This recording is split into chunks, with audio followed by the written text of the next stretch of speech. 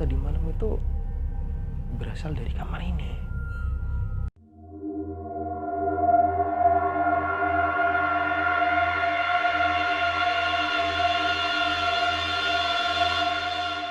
Assalamualaikum warahmatullahi wabarakatuh.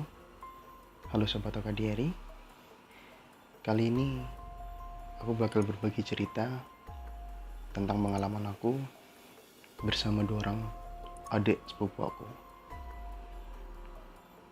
Sebelum lanjut, jangan lupa untuk klik subscribe dan nyalakan lonceng notifikasi agar teman-teman tidak ketinggalan cerita menarik lainnya dari OKDRI. Peristiwa ini sebenarnya belum lama terjadi.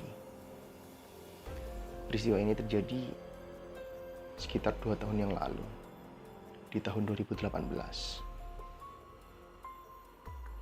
Dua orang adik sepupu aku, si Rizky yang ketika itu masih kelas 6 SD, dan juga Fajar ketika itu kelas 2 SMP, datang ke Surabaya dalam rangka liburan. Seperti biasa,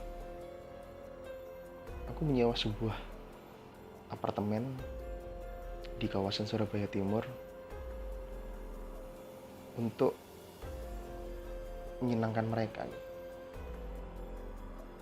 Alasan aku menyewa apartemen ini karena fasilitasnya lengkap dan juga harga yang ditawarkan oleh penyewa cukup terjangkau. Sebenarnya di awal gak ada yang aneh gitu. Gak ada masalah, karena bukan pertama kalinya kita menginap di apartemen itu.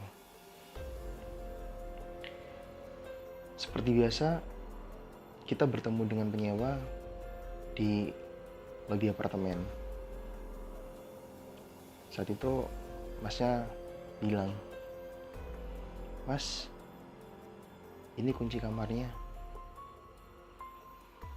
"Oh iya mas, di lantai berapa?" kataku. "Di lantai 17 mas ya. Tapi maaf mas, aku gak bisa nganter karena aku udah ditunggu temen di parkiran." Tanpa curiga, aku mengiyakan karena sudah beberapa kali kan aku menyewa sama si mas ini. "Oh iya mas, makasih ya." Saat itu akhirnya kita naik hanya bertiga, naik ke lantai 17, dan tanpa ada rasa curiga apapun. Ketika sampai di lantai 17, kami merasa seperti ada yang aneh. Suasana tampak sepi ketika itu, dan rasanya itu tidak ada penghuni atau tidak ada orang di lantai itu.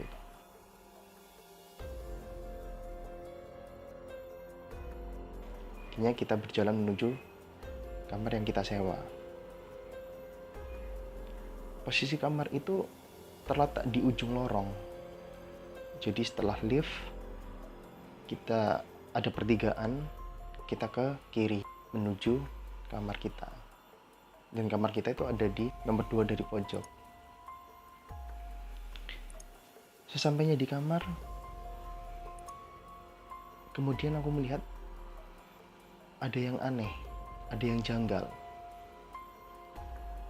Tepat di depan kamar kita, itu ada kamar dengan posisi pintu masih ada garis polisinya. Ketika itu si Fajar tanya, "Mas, kok itu ada garis polisinya ya?" Untuk menenangkan mereka, aku hanya menjawab, "Gak ada apa-apa kok dek, itu cuma masnya tadi bilang lagi ada renovasi." "Oh gitu."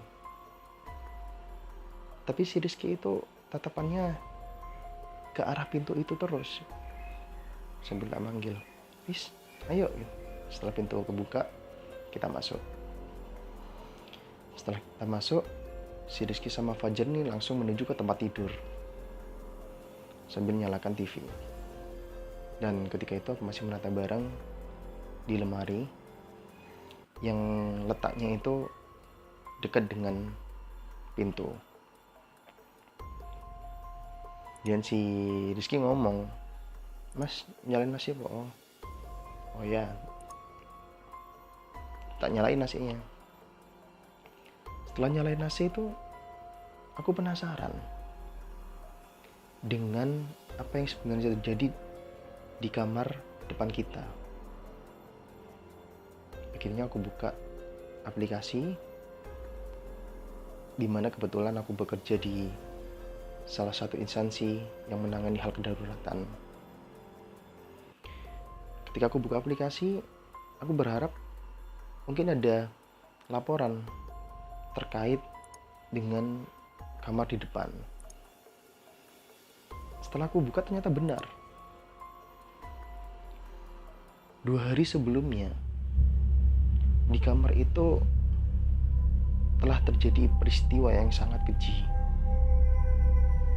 yaitu peristiwa pembunuhan. Untuk meyakinkanku kalau peristiwa itu benar-benar terjadi 2 hari lalu, aku iseng buka beberapa portal berita online, dan ternyata benar. 2 hari yang lalu telah terjadi peristiwa yang sangat keji di situ. Dan entah kenapa, ketika aku penasaran, jadi aku kembali lagi ke aplikasiku tadi dan tak lihat foto-foto korban dengan kondisi yang sangat mengenaskan gitu, dengan banyak luka tusuk dan juga darah di mana-mana. Ketika itu, tanpa pikir panjang, tak matikan aplikasi aku dan menuju ke adik-adik aku.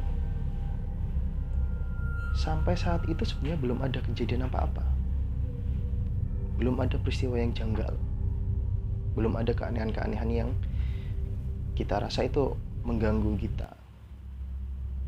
Sampai pada akhirnya, waktu itu ketika pukul 4 sore, aku mengajak mereka untuk berenang di bawah.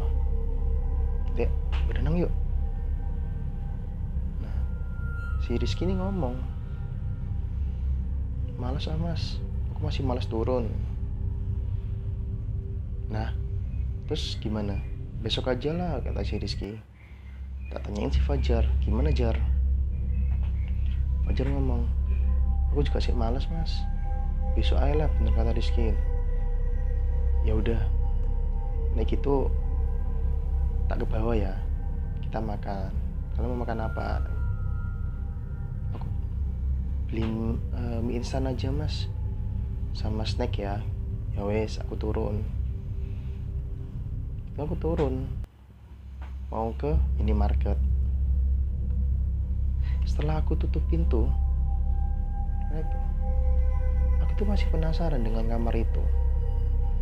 Jadi aku sempat berhenti di depannya dan tak lihat di bawah pintu itu masih ada berkas darah. Sepertinya darah itu adalah darah bekas proses evakuasi mungkin ya, karena nggak mungkin pembunuhnya di dalam ruangan darahnya sampai ke pintu itu. Entah kenapa tiba-tiba bulu kuduk aku tuh merinding. Tiba-tiba itu ada angin, entah asalnya dari mana.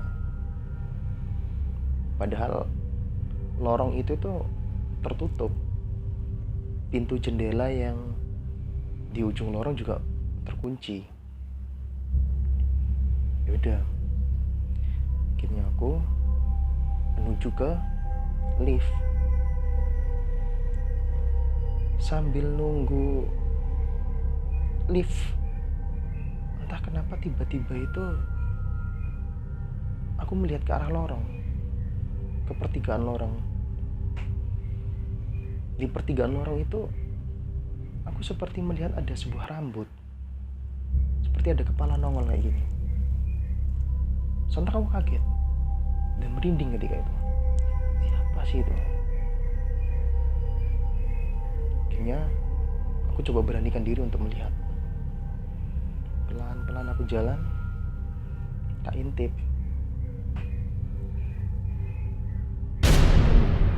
Ternyata nggak ada siapa-siapa di situ. Kemudian suara lift bunyi, ting. Aku masuk ke dalam lift itu. Di dalam lift itu aku bertemu dengan ibu-ibu. Dan beliau ngomong, "Masnya penghuni lantai ini juga?" "Oh, enggak kok Bu. Saya cuma nyewa aja di sini buat nyandingin adik." "Oh, itu," kata si ibu. "Aku juga sebenarnya tinggal di lantai 17 loh Mas," bilang gitu. "Cuma sejak kejadian 2 hari yang lalu, banyak penghuni di situ, termasuk aku, memutuskan untuk pindah ke lantai lainnya." "Oh, pantesan Bu, kok kelihatannya sepi ya?" Tanya gitu. "Iya Mas, siapa yang berani? Kemarin aja sehari setelah itu kita kayak diganggu." Aku tanya, "Diganggu apa Bu?" "Ya nanti Masnya bakal ngerasain sendirilah," katanya begitu. Sontak aku khawatir kan dengan dada aku yang di atas. Setelah turun dari lift, aku segera menuju ke minimarket dan membeli semua kebutuhan yang diinginkan. Sekembalinya dari minimarket, aku sempat ke resepsionis, nanya ke masnya, "Mas, itu di di lantai 17 kok masih ada bercak darahnya ya?" Masnya ngomong, "Iya maaf Pak, kami belum bisa membersihkan karena masih belum dapat izin dari pihak kepolisian." "Oh, ya udah deh begitu." Akhirnya aku segera menuju ke lantai 17. Naiklah aku lift. Setelah naik lift itu, aku ngerasa ada yang ikut di dalam lift itu kan. Jadi batin aku tuh merinding, bulu kuduk aku tuh merinding. Setelah sampai di lantai 17, ketika aku keluar dari lift, aku jalan. Itu seperti ada orang yang ikut jalan. Samar-samar suara langkah kaki itu terdengar.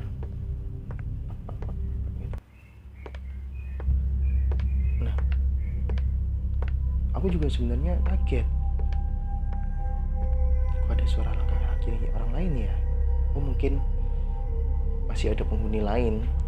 Aku cuma mikirnya gitu. Tapi ketika aku berhenti, langkah kaki itu juga ikut berhenti. Nah, ikut berhenti, kataku. Akhirnya aku coba jalan lagi, terdengar lagi langkah itu. Akhirnya aku memutuskan untuk segera lari ke kamar.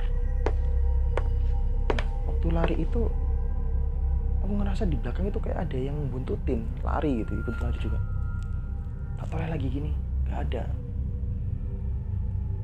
Nah, ya udah, aku segera masuk. Di kamar kita melakukan aktivitas seperti biasa ya, nonton TV, makan gitu, ngobrol. Aku tanya juga tentang sekolah mereka. Sampai pada akhirnya ketika itu malam tiba. Sekitar pukul 9 malam si Fajar ini ke toilet. Sedangkan si Rizky sudah tidur. Dan aku duduk di sofa sambil nonton TV. Posisinya waktu itu gelap. Lampu kamar sudah dimatikan. Nah, tiba-tiba dari kamar mandi itu aku dengar teriakan, "Mas!" Si Fajar teriak, "Jangan mainan lampu po." Sontak aku kaget, tak lihat ke arah kamar mandi. Tak jawab kan, Enggak kok dek, itu lagi konslet aja. Jangan iseng loh mas, bilang gitu si Fajar. Tapi kita lihat lagi gitu, saklar lampu itu seperti ada yang mainan. Tak tek, tak tek, tak tek. Dan aku lihat, kok bisa gitu. Akhirnya aku sontak berdiri, kemudian nyalakan lampu kamar. Tak. Akhirnya kejadian itu berhenti. Si Fajar keluar dari ruang mandi, terus ngomong, "Ih, mas lu iseng banget sih, serem tau." "Enggak, itu mangling, lampunya lagi konslet aja," aku bilang gitu, alasan kan. Ya udah, akhirnya si Fajar tidur. Kemudian dia ngomong, "Mas, matiin kok lampunya." Nah, aku yang khawatir waktu itu alasan, "Saya jangan dulu, masih ada pekerjaan ini, terus kamu tidur Roy, jadi lampu gak tak matikan." Setelah itu aku dengar itu seperti ada suara rintihan.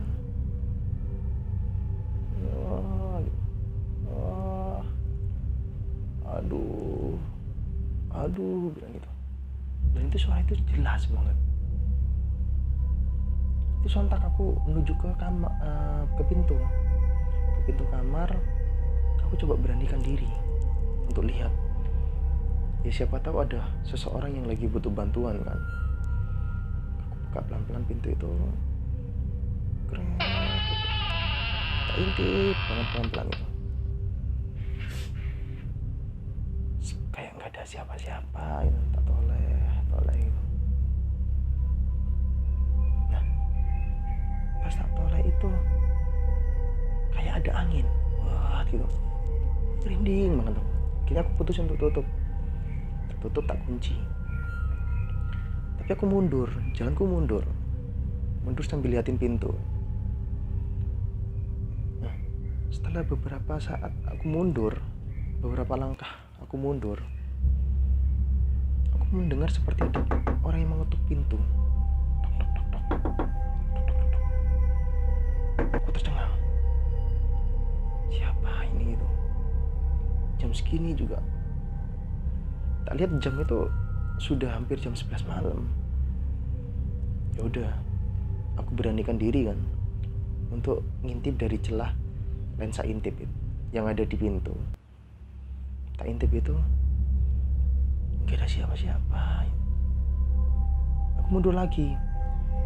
Pintu itu kembali diketok. Tok. Aku mundur kan. Ya udah, kata reken.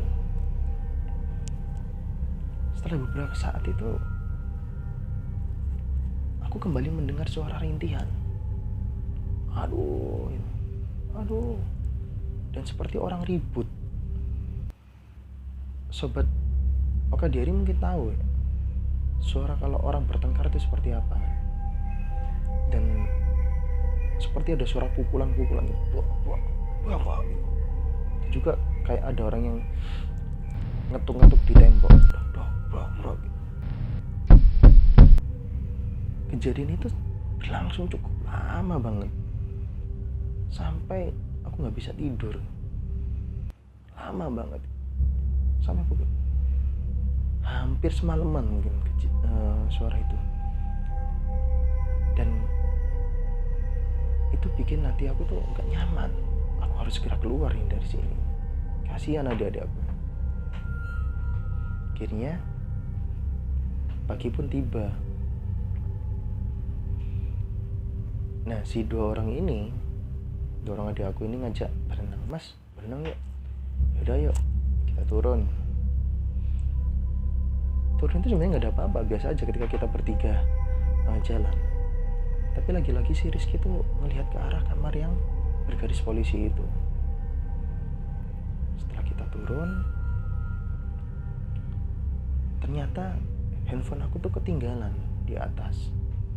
"Dek, Mas tak ambil HP dulu ya di atas." "Oh, iya Mas." Aku naik ke lift sendirian. Sampai di lantai 17 itu merinding banget gitu. Suasana sepi banget. Karena mungkin aku sendirian juga kan. Setelah aku jalan, aku masuk ke kamar dan buru-buru ambil HP aku. Setelah ambil HP aku, pas aku ngunci kamar itu, di kamar dengan garis polisi itu, aku dengar suara gaduh itu. Oh, ternyata suara gaduh tadi malam itu berasal dari kamar ini. Aku coba jalan pelan-pelan. Aneh ya, ini kan garis polisi. Waduh, berapa. Aku jalan pelan-pelan. Dan ketika itu ada orang yang mengetuk dari dalam pintu kamar itu. Dok. Aku ketika itu langsung lari gitu. Sampai di ujung lorong, di pertigaan lorong itu aku berhenti. Tak lihat di situ ada bapak-bapak. Dan dengan tatapan yang kosong, dia itu melihat ke arahku gini.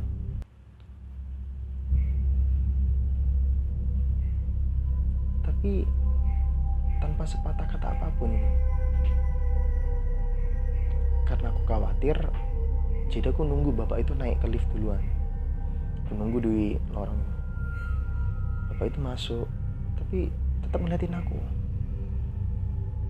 Gak ngajak, gak apa gitu. Gak ngomong. Setelah bapak itu masuk,